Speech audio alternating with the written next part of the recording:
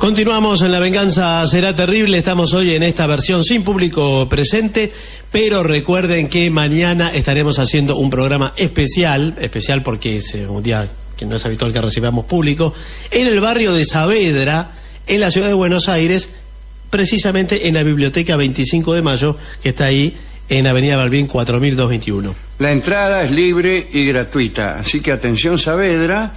8 de la noche. 8 de la noche. Bien. Mañana.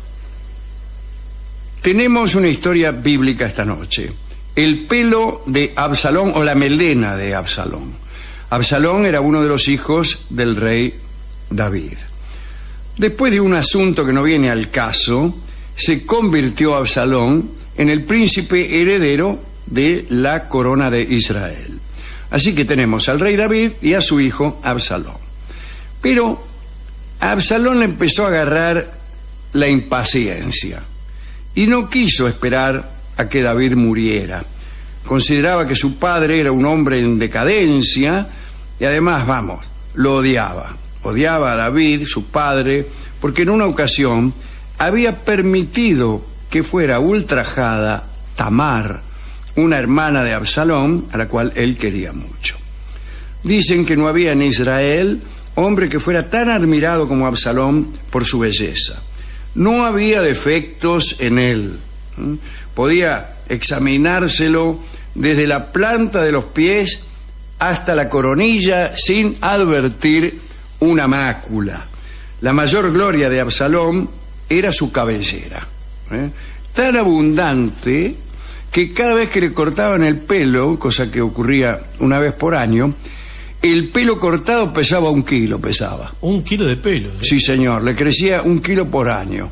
Parece que era un tipo bastante presuntuoso, además.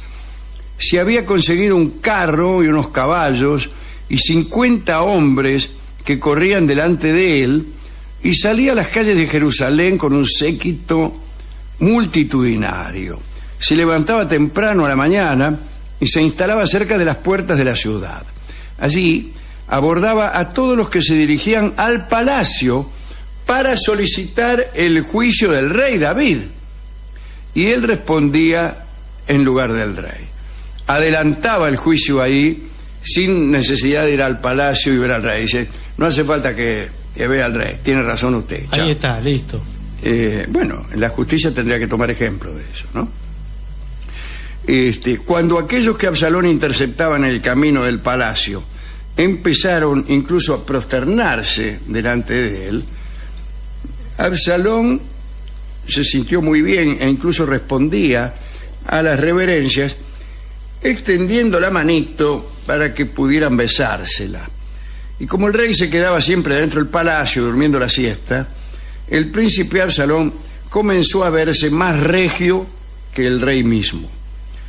Y no pasó mucho tiempo hasta que a Absalón se le ocurrió la idea de destronar a su papá. Para empezar, decidió radicarse en Hebrón, la capital del territorio de Judá, para iniciar ahí los preparativos de una sublevación.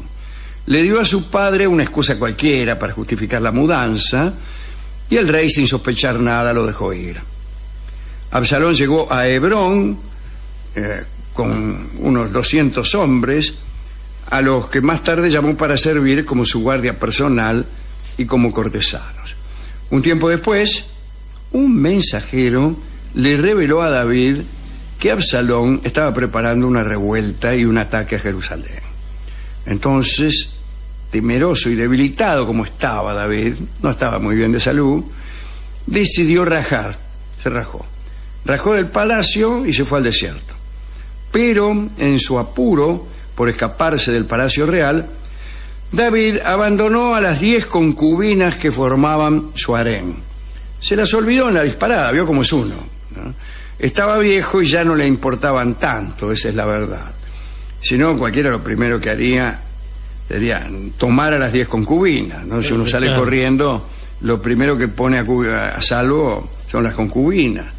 Bueno, pero Absalón y su ejército entraron a Jerusalén sin inconvenientes y no se produjo el más mínimo enfrentamiento. Absalón se hizo llamar rey de Israel, pero estaba preocupado porque como no había tenido que pelear, ni siquiera se había podido distinguir en el combate. Entonces creyó que tenía que hacer algo contundente para impresionar a sus hombres y para demostrar que él era el rey, que era el que mandaba.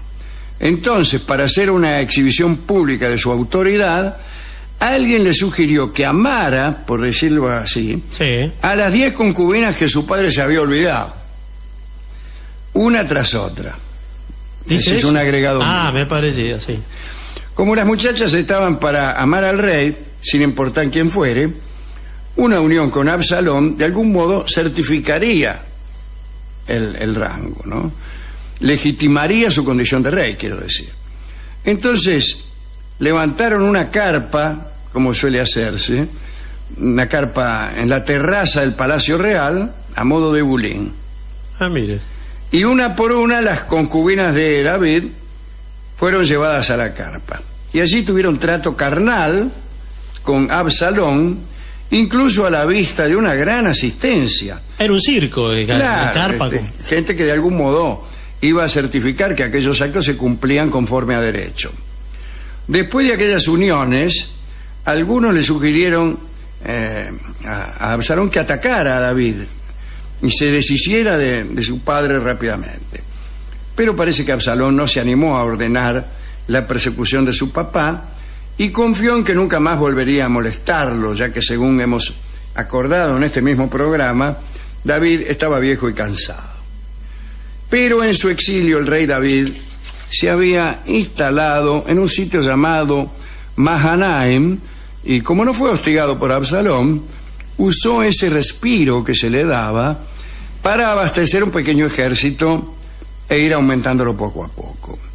Unos meses más tarde, ya estaba listo para marchar contra el usurpador de su hijo. Y como estaba viejo, David delegó su poder en 3 generales. El más importante era Joab. El plan de David era atacar al ejército de Absalón en el bosque de Efraín. No podía hacerlo en una batalla convencional y le pareció que el bosque era el territorio ideal para la sorpresa, para los ataques veloces y para los repliegues sorpresivos. Antes de tentar a las tropas de Absalón, David reunió a sus hombres y les pidió que trataran benignamente al príncipe. Les dijo: escúchenme, si quieren mátenlos a todos, y Absalón será un degenerado, pero es mi hijo, dijo. Así que, bueno, qué sé yo. El día de la batalla, el pequeño ejército de David llevó a cabo una gran matanza en el bosque de Efraín. Sus hombres se movían por allí con más facilidad que el ejército presentado por Absalón, que era mucho mayor pero más lento. Absalón entró en batalla él mismo a la cabeza de sus hombres y lo perdió su propia cabecera. Según algunos sabios talmúdicos y el antiguo cronista Josefo, Absalón pasó con su asno por debajo de un árbol, bueno, en una escena cinematográfica, ¿no? Y su pelo se enredó en una rama baja. Las ramas bajas sobre los caminos son propias del cine, evidentemente. En la naturaleza hay pocas ramas bajas en el camino de los que cabalgan. Sí, sobre todo cuando son caminos muy instalados. Claro. Entonces que no ¿Quién va a que dejar haya una más. rama baja? Quedan así. En cambio, en el cine, digamos que cada 100 metros hay Se una necesita. rama que puede servir para que alguien caiga o alguien abandone su cabalgadura sin que el perseguidor se dé cuenta, etc. Sí, si usted en el cine ve un caballo, un camino y un árbol, muy pronto va a aparecer una rama baja Claro. en alguna de las tomas. Lo clásico es colgarse el perseguido de una rama Sí. baja, esperar el paso del perseguidor y caerle encima por sorpresa y liquidar. Es así. Es como el puesto de frutas también, ¿vio? En las películas. Claro, en las Cuando hay un puesto persecuciones, de el frutas, puesto de ¿qué frutas pasa? sirve solamente para que se caigan todas las naranjas. Y así. Se desparramen. Bueno, el caso es que el pelo se le enredó en una rama baja y quedó colgando. Las escrituras dicen que quedó entre el cielo y la tierra, ¿no? y el burro que montaba siguió. Se le enredó el pelo en la rama, él quedó colgando y uno de los hombres de David lo vio y rápidamente avisó a Joab, no Joab, me gusta más Joab, el general que era el más importante del ejército de David. Joab era implacable. Aunque se trataba del hijo del rey, decidió matarlo para preservar la monarquía que David había instaurado. Reunió a 10 hombres, fue hasta el árbol en que Absalón estaba todavía colgando, balanceándose un poco, y dicen que el mismo Joab le tiró 2 o 3 flechazos. Como Absalón seguía vivo, unos jóvenes que acompañaban a Joab atacaron al colgado con sus propias armas para terminar la tarea. Joab hizo sonar el cuerno para ordenar el cese de los ataques y entonces el ejército de David interrumpió la batalla. Se corrió la voz de la muerte de Absalón y, bueno, sus hombres se desbandaron, desde luego, ¿no? El cuerpo del príncipe fue descolgado del árbol, lo tiraron a un pozo y lo enterraron bajo una pila de piedras, que era una forma tradicional de enterrar a un enemigo infame y despreciado. El rey David esperaba noticias en su fortaleza. Joab despachó 2 corredores para informarle de las novedades. Uno era etíope, casi todos los corredores son etíopes, como por ejemplo Bikila Abebe. El otro era Ahimaas, y Ahimaas le robó al general Joab el privilegio de decirle al rey acerca de la muerte de sus enemigos. Pero Joab sabía que David no se iba a poner contento cuando supiera que el triunfo había costado la muerte de su hijo. Bueno, corrieron, llegó primero Ahimaas, hizo una referencia al rey y dijo: bendito sea el Señor que ha castigado a los hombres que levantaron su mano contra mi señor el rey.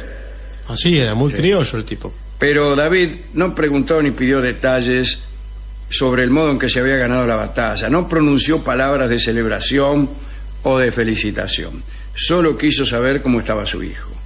Y ahí nomás, acaso comprendiendo la enormidad del golpe que estaba por asestar al rey David, dijo que no sabía nada. Entonces llegó el segundo, el etíope, Bikila Abebe, y David hizo la única pregunta que parecía importarle, que era cómo estaba su hijo Absalón. Y el etíope respondió: estén todos los enemigos del rey y cuantos se levantaren contra él para dañarlo, como está ahora ese joven.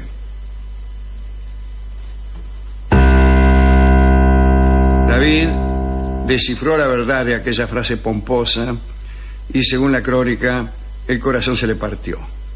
Y así terminó la revuelta de Absalón. David lloró muchos días, no hubo marchas triunfales y la victoria fue un luto para el rey y también para todo el pueblo. La parte más risueña posiblemente de esta historia triste, digo, ¿no? Fue una historia triste. Y su parte más risueña es cuando Absalón queda colgando de una rama, justamente por tener el pelo muy largo. Bueno, y así que esta quizá una historia con moraleja para los jóvenes que siguen este programa, una moraleja que podría escribirse del modo siguiente: cuando tramares la destitución de tu padre para suplantarlo como rey, córtate el pelo. Es una moraleja de escaso uso, ya que, convengamos, son pocos los jóvenes argentinos que están dispuestos a destituir a su padre siendo su padre un rey, ¿no? Pero no faltará ocasión. Bueno, así que hemos ido a la discoteca y al discotecario le ha impresionado el momento en que Absalón queda colgando de un árbol y nos dio la bellísima canción criolla que se llama El árbol que tú olvidaste. Está bien. Que debió llamarse El árbol cuya rama baja tú olvidaste. Vamos a escuchar esta hermosa canción en la versión de Suma Paz.